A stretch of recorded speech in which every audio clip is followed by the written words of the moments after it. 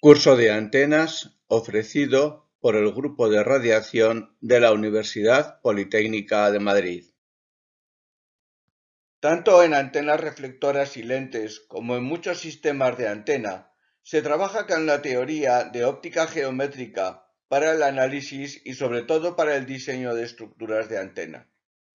En este módulo presentamos los elementos básicos de la teoría de óptica geométrica e introducimos la teoría geométrica de difracción.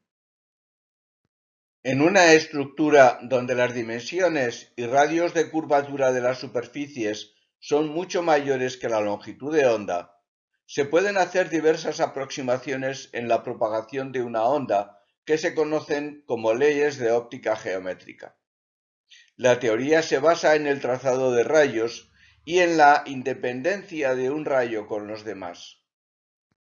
El principio enunciado por Fermat en óptica nos dice que el trayecto seguido por la luz al propagarse de un punto a otro es tal que el tiempo empleado en recorrerlo es mínimo.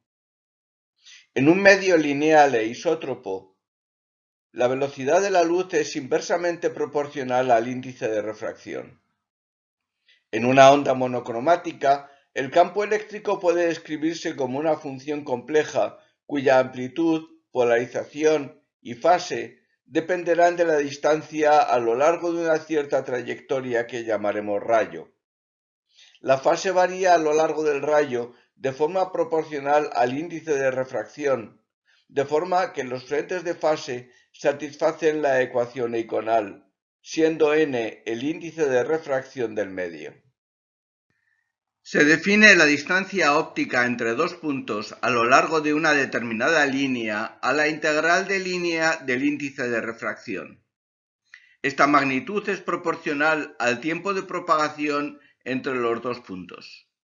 Según Fermat, el rayo se propaga por la trayectoria de mínima distancia óptica. Las superficies perpendiculares a las líneas de los rayos forman los frentes de onda, que son superficies de fase constante. El camino óptico entre dos frentes de onda a lo largo de los distintos rayos es siempre el mismo. Si consideramos un haz de rayos como un tubo limitado por una superficie formada por las trayectorias de los rayos que parten de una determinada línea cerrada, la potencia total que entra en el haz de rayos es igual a la que sale más la que se disipa en su interior. Si tenemos en cuenta la conductividad de los materiales, parte de la energía electromagnética se disipa en forma de calor por las corrientes inducidas.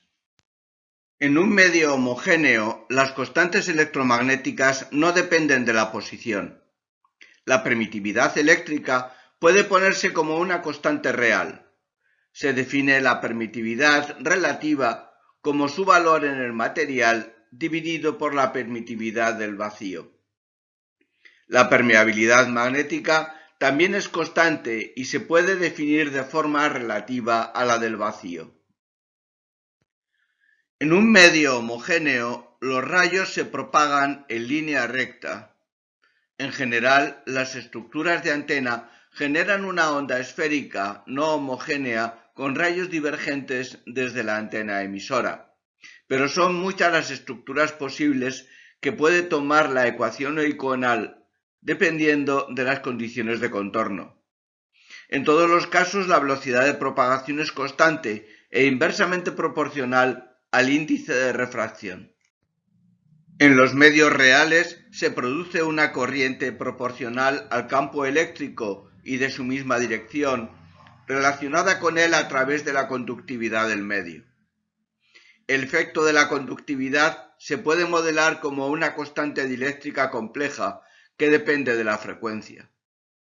Dependiendo de si la parte real domina sobre la imaginaria o al revés, se pueden clasificar los medios como dieléctricos o conductores, respectivamente. En un medio dieléctrico de baja conductividad, la propagación sigue siendo rectilínea, pero el campo se amortigua a lo largo del rayo con una constante de amortiguación proporcional a la conductividad. En un medio conductor, no se produce una propagación propiamente dicha, sino que el campo y la corriente inducida se cancelan rápidamente en una longitud pequeña comparada con la longitud de onda. Se dice que la estructura está al corte y la profundidad de penetración es inversamente proporcional a la raíz de la conductividad. Así, para el cobre a 10 GHz, la profundidad de penetración es apenas una décima de milímetro. Cuando un haz de rayos incide sobre una superficie de discontinuidad entre dos medios, parte de la energía se refleja y parte se transmite al segundo medio. La forma de los frentes de onda dependerá de la forma de la onda incidente y de la superficie de discontinuidad, que consideraremos localmente plana para cada uno de los rayos incidentes. Aplicando el principio de Fermat a un rayo que incide en un punto de discontinuidad entre dos medios dieléctricos, se pueden establecer las leyes de Snell. Los rayos incidente, reflejado y transmitido se mantienen en el mismo plano normal al plano de la discontinuidad. Los ángulos se relacionan por los índices de refracción según la expresión indicada.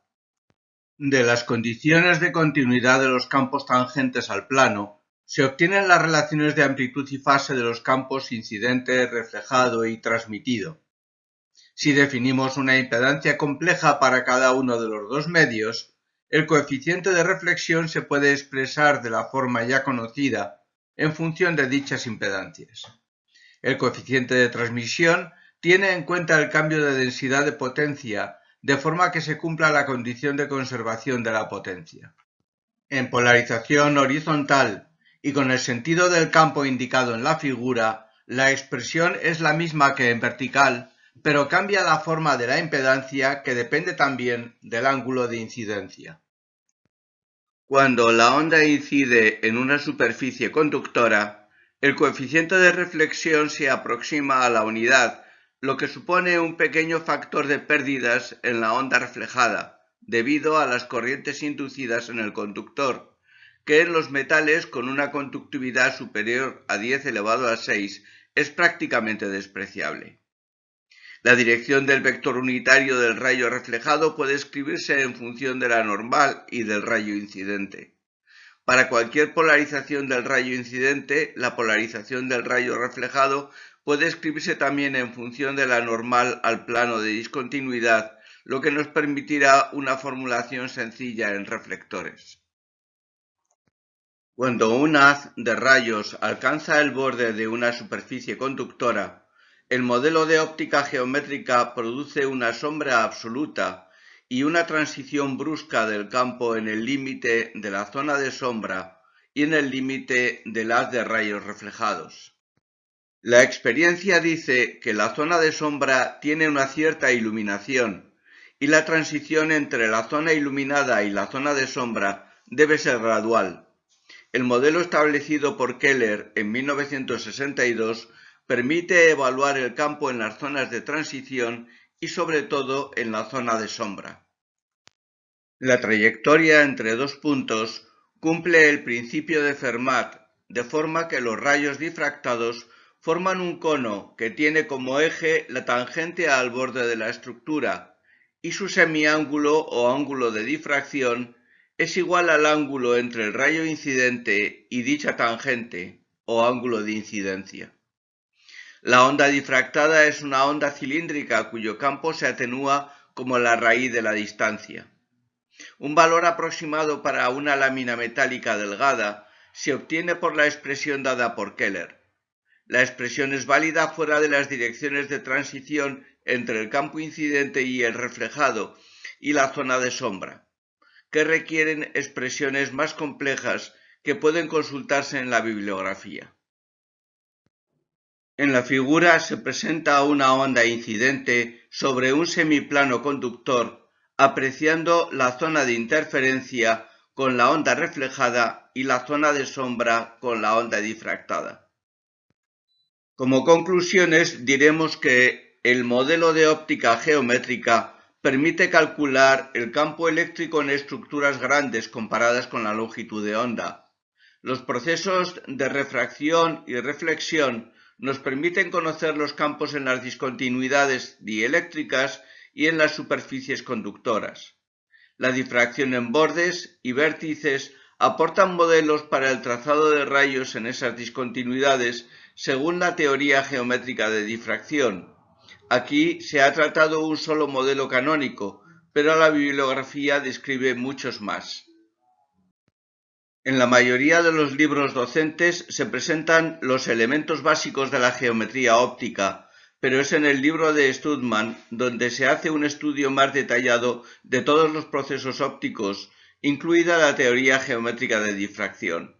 Por supuesto, hay también muchas publicaciones de tipo profesional sobre el tema.